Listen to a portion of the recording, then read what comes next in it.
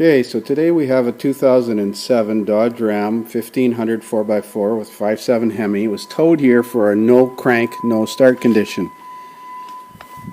Let's have a look at the dash when I turn the key on. I noticed a couple of anomalies here. For one thing, the gear shift indicator doesn't indicate what gear it's in. In other words, it's lighting up all of the segments as if it's got a network issue. It doesn't crank, obviously. I did fix a ground cable that was falling off. I replaced the ground cable end and I got a battery maintainer on it now, so I fixed this ground, but that didn't do anything. So we're going to throw a scanner on it and do a network scan and see what talks and doesn't talk. So this is a good start. It automatically detected the vehicle. So let's see what controllers it talks to and doesn't talk to.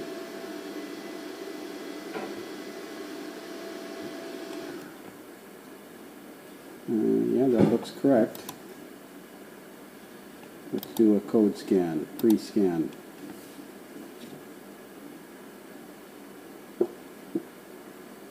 Plausible fuel level signal received. I noticed the low fuel light was on. Oh, network codes. Implausible fuel level, brake fluid level, circuit high, vehicle configuration mismatch. I don't like that code. That usually means somebody's been trying used parts on this vehicle. Lost communication with integrated power module, front control module, totally integrated power module. CAN bus circuit low stored, CAN bus low. Central gateway. Interesting.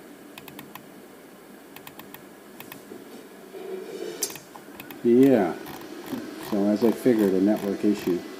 Well, let's try clearing all of these codes, because this customer's with disconnecting things and taking computers apart. So let's clear all the codes and see what comes back.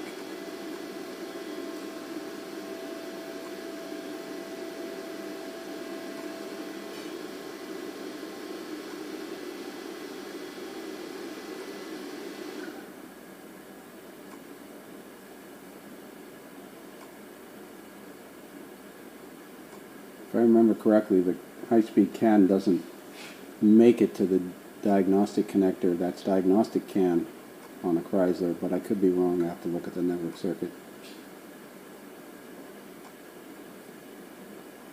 Let's see how many controllers. Oh, that's a bad sign. So here's the system report, and it's only scanned 4 modules: the engine, transmission, ABS, and the central gateway, the TIPM. It's missing a number of modules, one of them being the security module in the steering column, and the other one being the instrument cluster, as well as radio and a few other things.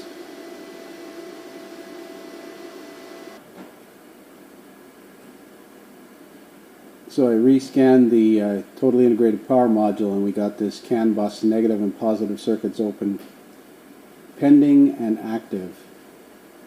Ugly codes. So we've got communication with the engine, ABS, transmission, and central gateway, but we don't have communication with the instrument cluster. We'll try that again. Instrument cluster, no communication. The final drive control module for 4-wheel drive, unless it's got a manual transfer case, but I don't think it does. We don't have the wireless control module,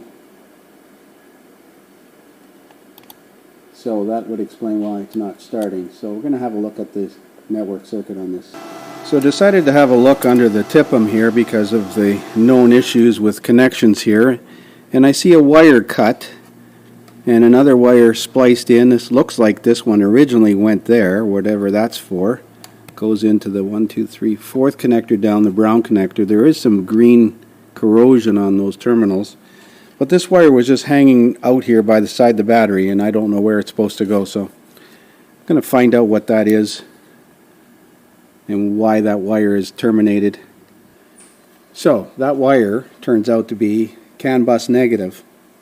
I'm not sure if it's between the TIPM and the other modules, but you can see the pin is actually corroded right off inside the TIPM here, and the wire's corroded off. Now I don't know how they had this, where this purple wire was running. I'm trying to figure that out. So that's pin 11 on this brown connector.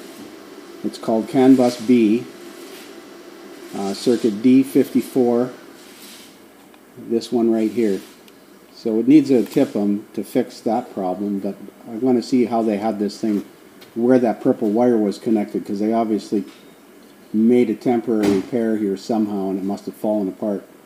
So here is the CAN bus negative circuit from the TIPM, pin 11, circuit D54, and it goes to all the modules that are not talking. It goes to the instrument cluster, the remote keyless entry, and it goes down to the overhead electronic module, sunroof, which we don't have, media center we don't have, HVAC controller, radio, hands-free module, and satellite receiver.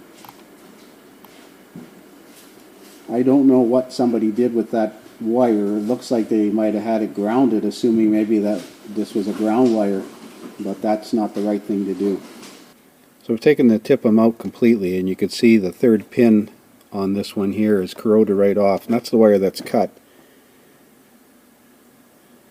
I'm contemplating trying to take this TIPM apart, see if we can find that trace on the circuit and solder a wire to it and run it outside.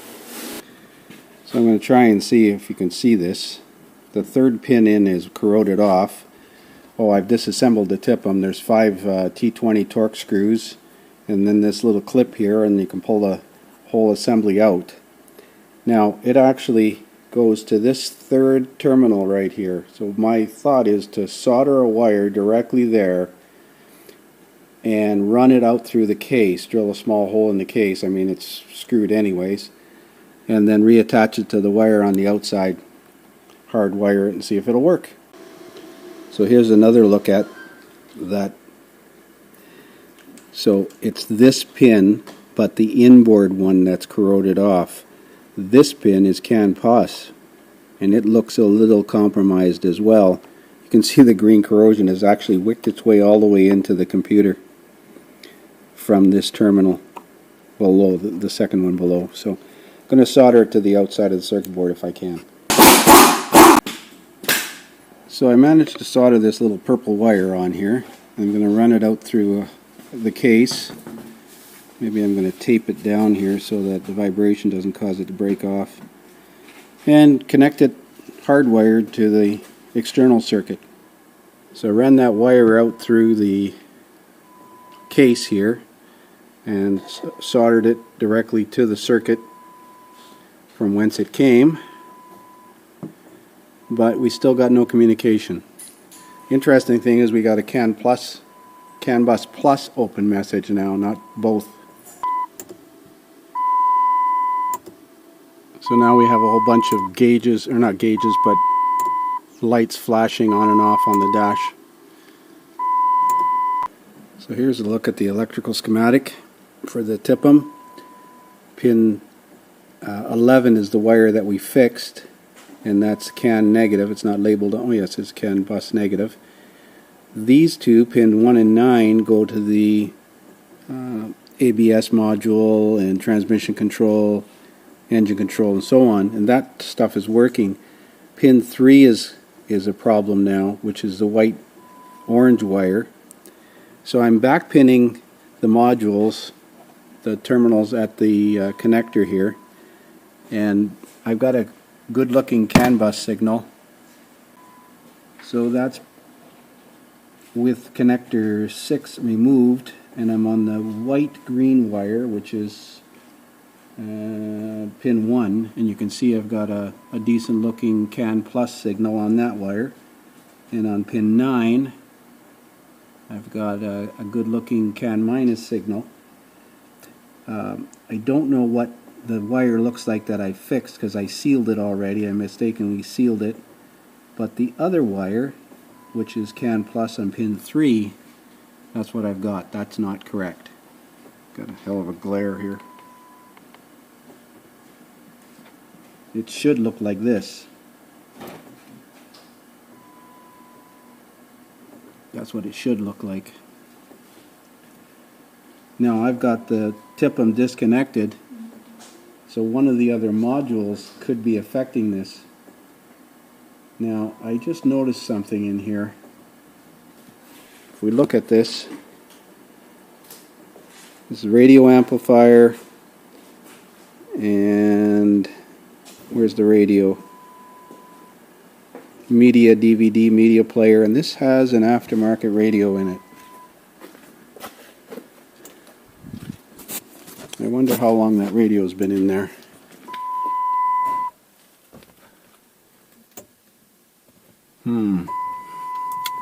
Well, we need to figure out what other module is taking down the CAN bus. So there's the CAN negative wire that I soldered directly to the circuit board, and that's what the pattern looks like, and that's not right. So some other module on this side of the network is taking down the CAN bus. And we did have a corroded wire here, but my understanding is the CAN system should communicate on one wire if the other wire goes open, provided it doesn't short to the other wire. Let's see, where do we start? It's got an aftermarket radio in it. Airbag computer I've had fail on Chrysler products, causing network issues. So that's what the CAN L looks like at the TIPM right now. And I have raised the front seat to access the airbag module under the front seat and disconnected it, and it doesn't make any difference. I'm trying to get a hold of the customer and I can't seem to. I'm curious as to whether or not this radio has some compromised wiring. So here's where we're at. I'm pinning pin 15 at the HVAC control module, which is CAN plus, and that's the signal that we have is nowhere near what it should be. I've got the airbag module disconnected, the HVAC computer disconnected, the aftermarket radio unplugged, the instrument cluster unplugged. I haven't found the four-wheel drive control module, but it's not listed in here. It says on the Power Wagon it's the right front of engine compartment, but I'm going to have to look. This doesn't have a satellite radio, doesn't have hands-free module, and it doesn't have a radio amplifier. Just the AC control, the radio, the airbag. The only thing left is the Sentry key remote on the steering column, so I'm going to try disconnecting that. So, looking at this network wiring diagram off of off of Identifix, this is the Mitchell version of the diagram. The problem is in this circuit here and this circuit here. Now, I've disabled, by disconnecting, all of the controllers that I can find on the system. This vehicle does not have a satellite receiver, it doesn't have a hands-free module, doesn't have the radio amplifier, but it does have an AC control head. So I've got that unplugged. The radio itself, it has an aftermarket radio in there, but I've removed the radio and disconnected it, so that's theoretically out.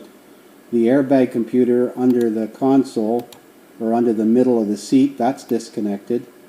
And the Sentry key immobilizer is disconnected now, and so is the instrument cluster.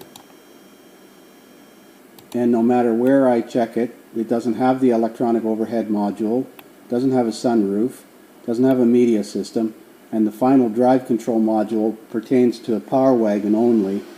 On this model year, the four-wheel drive functions are built into the TIPM. This circuit over here is fine, and that's why I have communication with the powertrain control module and the transmission control and the ABS.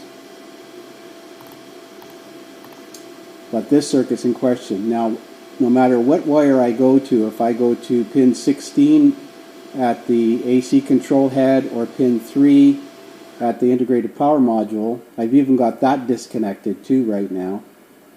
I've got 12 volts on one of these wires, system voltage. So there's a short to voltage or a compromised connector. Now, one of the disadvantages to this network wiring diagram is it doesn't show any connectors. So we're going to look at an all data version of this wiring diagram, and that shows more detail, but it's split out into about 6 pages. So for instance, here's the wire that goes to pin 3, and you'll see that it comes in and it goes to a connector. Where is that connector? C219. So we're going to find C219 and disconnect it and see if we get rid of that voltage. There could be corrosion in that C219. It's under the dash somewhere. I think that's right over by the steering column. And the next diagram with pin 11 on it, C219, pin 34. And there is another connector I saw somewhere else in this system. Maybe I'm dreaming. Well, we're going to go to connector 219. I was right, C219 is the big bulkhead connector that goes through the firewall. So we should be able to see the CAN bus signals in here. CAN bus plus, pin 37, and CAN bus minus, pin 34. And next to pin 34 is pin 33, which is fused battery power. Isn't that interesting? So here I'm checking pins 1 and 9. There's 1, and you can see a CAN bus signal. That's CAN L, CAN low. And there's 9, that should be CAN high. And the trigger is set correctly so it captures it. I'll go back to this one, and you can see it. If I move the trigger, it'll capture it. Now, the wire that I fixed, here's pin 3, it's 0, but theoretically it should be 0 now. I got all the modules disconnected. But here's the other wire that goes to pin 11. And when I put the meter on there, it goes over scale. So let's have a look at what voltage we have on here. So we got 11.9 volts on here. I do have a battery charger hooked up, a maintainer hooked up to it. So I'm going to leave this connected with a alligator clip so I can watch this voltage while I go and manipulate that connector. So that big connector with the bolt in the center of it is C219. It's under the dash. And I don't see anything wrong with it. I've got the voltmeter connected, and I'm wiggling the connector and I don't see any change. I'm going to try reach behind it and manipulate it. Nothing changing. I'm going to take that connector apart. So with the connector disconnected, there's no moisture in it that I can see. The voltage monitored on that pin 11 wire is now dropped to 0.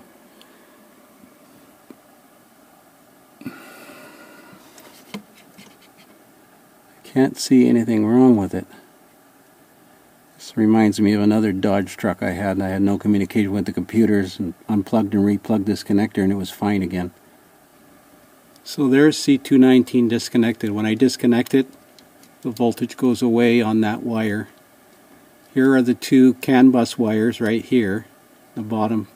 And right next to it is a power feed wire. Now there's no green corrosion inside this connector. It looks pristine. I didn't try blowing it out though. Maybe there's some moisture in here or something, but it looks dry, I think.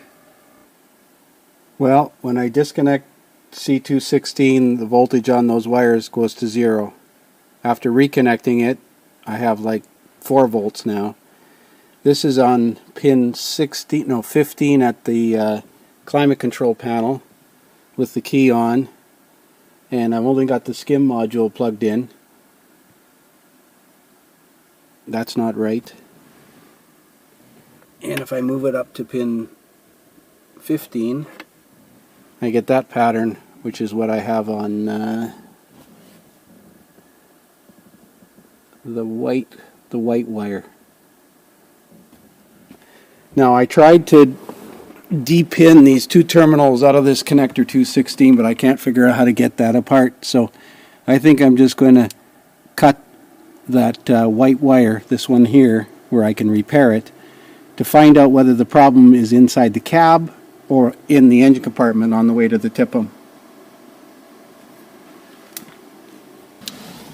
So that's the network activity with both CAN bus wires cut going out of C216 to the engine compartment. So the problem is inside the cab here somewhere.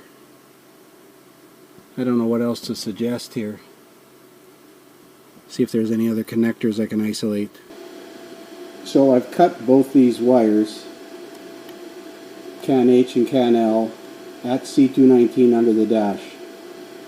So somewhere, notice there's a splice 213. It's not like a GM splice pack where you could go to this splice, and this is an actual splice in the harness. It's in behind the instrument cluster. Now there is C221 mentioned in this circuit, but I don't have any of these modules, this electronic overhead module, the sunroof module, or the media system module. But I'm going to see where C221 is. So this shows connector C221 here. If you look at this diagram, it's 221 is right up here in the, there's 219 that I've got disconnected, so it's right up here. I don't think that's going to be our problem, but and that splice that I was talking about, splice 219 or 211 I think it was, is in this harness area here. Oh man. Well, I can't find that 221 connector. Like I said, it doesn't have this stuff, so I don't think it would have that connector. Now, splice 211 is in behind the instrument panel. It's not like a GM with a splice pack and then there's splice 215.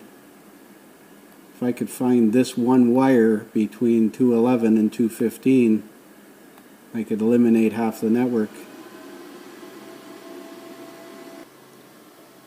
So I've got every module inside the cab on that network disconnected. At least all that I could find. And it doesn't matter where I pin it on what wire of the network. There's the two CAN bus networks at the instrument cluster, and I've got that signal on both wires now. Taking apart connector 219 seemed to make a difference. I no longer have the 12 volts I had on that one wire, but this is not making sense. I don't know where I'm getting this signal from. So here's the connector to the factory radio. You see the white, orange, and the white wire there. And then they go into this aftermarket radio, but I noticed there are no terminals in the aftermarket radio connector, so that's not the problem, obviously.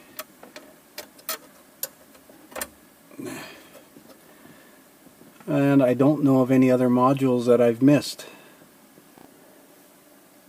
So like I said, I've removed every module on this network that I can find. I looked at Identifix and all data information, and both those two wires, and I'm now at the climate control panel connector, and I've got that kind of a signal on the CAN bus wires, and I've got every module disconnected. There is a splice in, but it's way in behind the dash, and it would require removal of the entire instrument panel carrier. And I've tried to see if the wires going down to the airbag computer underneath here look compromised. They run down underneath this area down here under the carpet. I've pulled on the harness while watching this and nothing changes. I've also pulled every fuse out of the TIPM to see if I could take down whatever control module or whatever circuit is causing this signal. It's not my battery charger. I got a clean battery charger on it. So I noticed something interesting here. Let me set this up so we can record this. I've got the key out of the ignition, and right now it shows a voltage on that circuit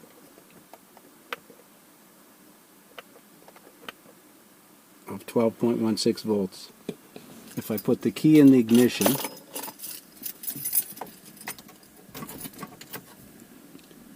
it does that. I just put the key in the ignition. I did not turn it on. Take the key out of the ignition and it goes to 12 volts.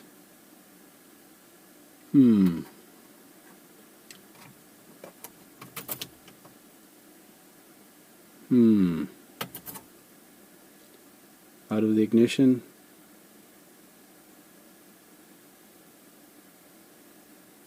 No, there it goes. Put the key back in the ignition. Just inserting the key.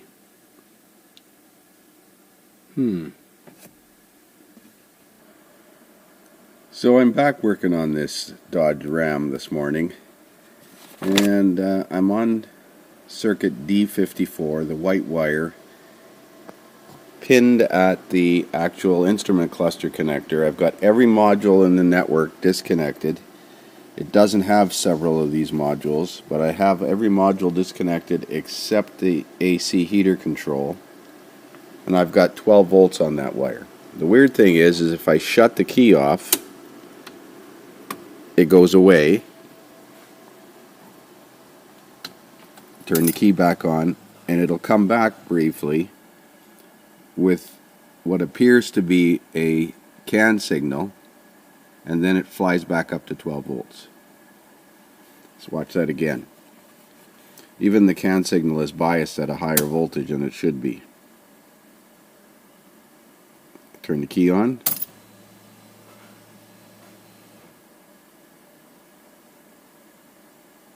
It's averaged at 3.3, then it jumps up to 4 and then 12. Now I'm going to disconnect the HVAC module. Come on, stupid little connectors. I gotta set this down. So with the HVAC module disconnected, that goes away. Let's plug that back in again.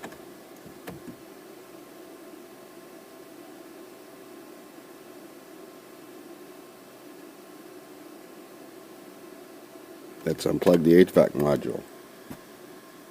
Now I had that unplugged before, but I wasn't getting that kind of signal. Okay, I'm going to start connecting the security module and the airbag module.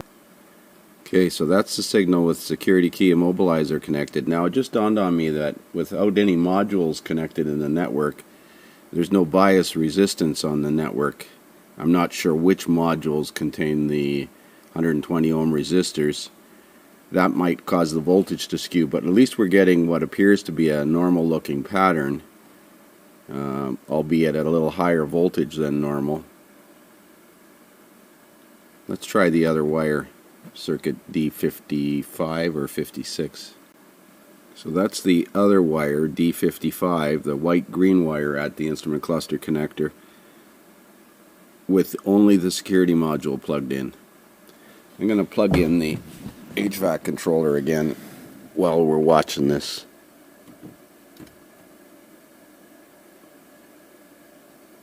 Now it doesn't change. Well, I'm going to leave that module disconnected and reconnect the instrument cluster and see what happens. Well, that's with the instrument cluster reconnected. We do have a message on the instrument cluster saying door. Now I don't have the CAN bus wires connected to the TIPM. There's probably a terminating resistor in the TIPM. I should actually check. I'm going to put an ohmmeter across the CAN bus going to the TIPM to see if I can identify if there's a resistor in it or not. So I've reconnected the two wires. I still have to solder them. I didn't want to solder them until and heat shrink them until I did some testing here. And now we have the Prundle indicator working, signal lights working, high beam working, but the CAN voltage still looks a little high.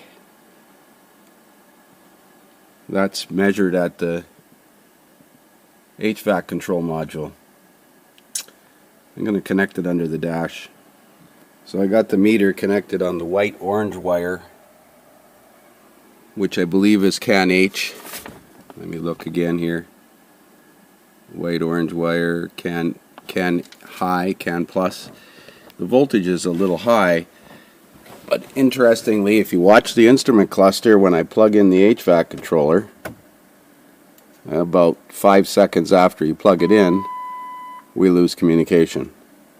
The signal still looks the same on that wire, but I think the other wire goes up. Let's move this over to the other wire. This is why I didn't heat shrink these, so I could put a tester on them. That still looks shitty. But as soon as I plug in the HVAC controller,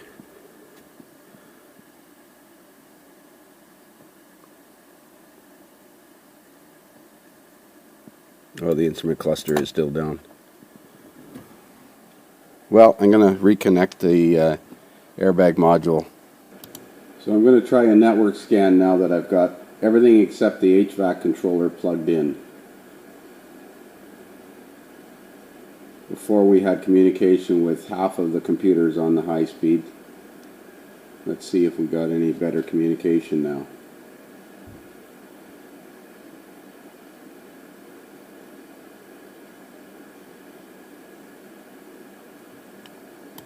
Let's continue. Let's do a code scan.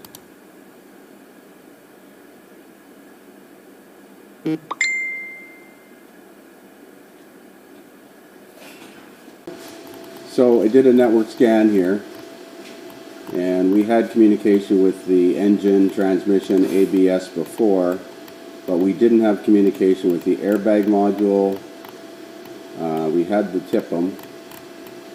We did not have the instrument cluster, the TPMS system, the wireless control module. So let's do a network code clear now. Clear all codes, read by code scan, and then attempt to start this thing. I'm still not pleased with the electrical signal on that CAN bus, but it's not pulled up to 12 volts like it is when you hook up the HVAC module. So it did a network code clear, and it saw 8 computers and cleared them. Let's see if it'll start now. I'll look at engine data here. And we might as well just go basic engine data. And I'm going to try cranking it to see if it'll start now.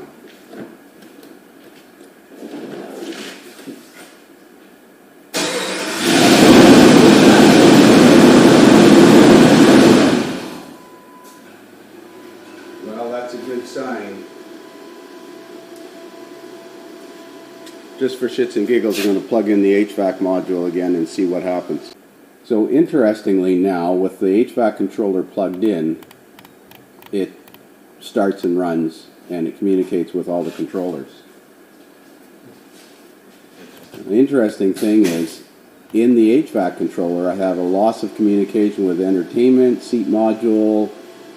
I'm wondering if somebody put a used temperature control module in this thing in an attempt to fix it, and it's not programmed for the right options, because I think if I remember when I scanned it initially, it had an incorrect option stored.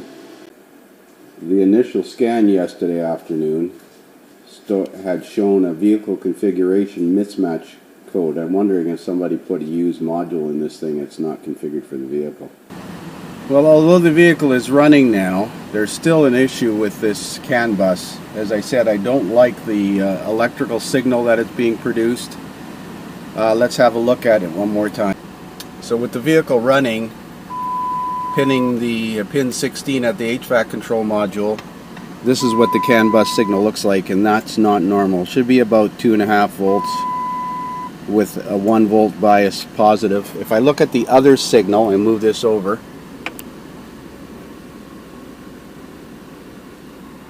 that's CAN L. That's not right either. And I think there's still an issue with the TIPM that's causing poor communication, because occasionally the cluster will lose functionality. It's possible that plugging in the HVAC controller loads the network a little bit more and compromises it even further. This has been fun.